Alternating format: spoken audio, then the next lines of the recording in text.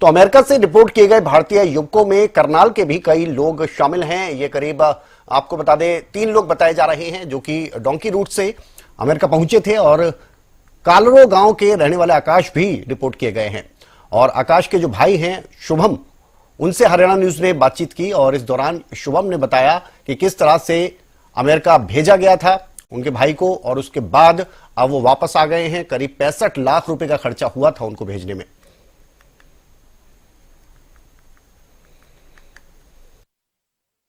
America में Trump सरकार बनने के बाद जिस तरह से अप्रवासियों के खिलाफ एक्शन लिया जा रहा है, उसके बाद हरियाणा के भी करीब 33 लोग हैं जिनको आज अमेरिका से हरियाणा डिपोर्ट किया गया है।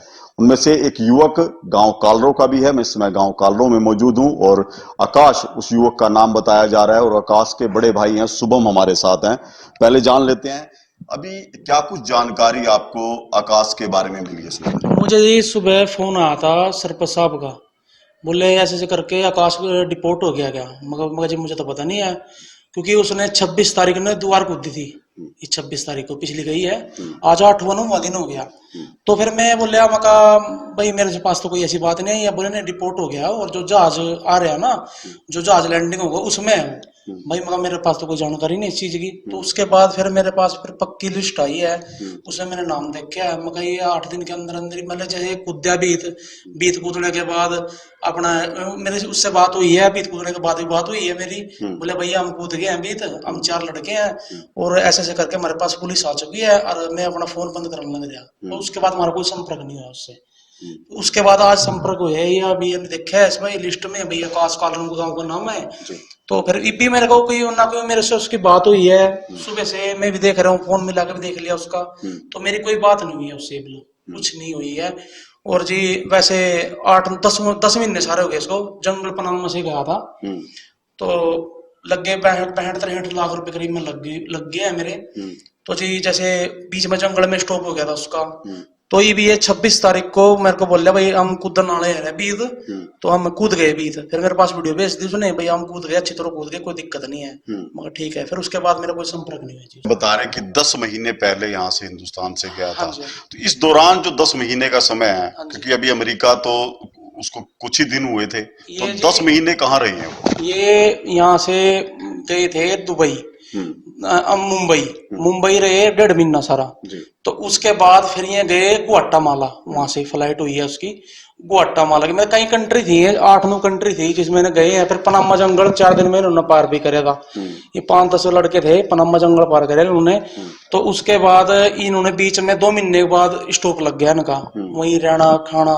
आज बाजी फिर तो फोन भी आ रहा था, भाई बताया भी नहीं कर रहा था भाई हमारे खाने ने दे रखे ना दे रखे, कुछ नहीं दे रखे जी। हम तो जी ऐसे फंसा दिए इसने, एजेंट ने, बस ये कुछ नहीं। 2-3 किले बेच के बस ये जी रहा था जी। लड़के का नाम भी 1.5 किलो लड़के का नाम था। बस उसका बेच के कुछ अपना लड़ू का हमको भाई चल जा, इतना जाना ही है तो जा। तो बस ये आज पता लगा जी मुझको, तो अब ये तो डिपोर्ट होके आ गया। रास्ता है जी। ये लगता नहीं कि डोंकी रूट एक तो जाने के लिए बड़ा खतरनाक है, और उस तरह से इस तरह से आप बता रहे हैं कि 60 से 65 लाख रुपए खर्च हुए हैं, एक बड़ा नुकसान है। ये नुकसान तो है जी, जैसे बीच में स्टॉप हुआ था उसका, बीच में खर्चा जो भी है मैंने बीच में फोन से भी उसके गूगल पे पैसे डाल रखे हैं। क्रिमिनल नहीं कोई क्रिमिनल नहीं है जी।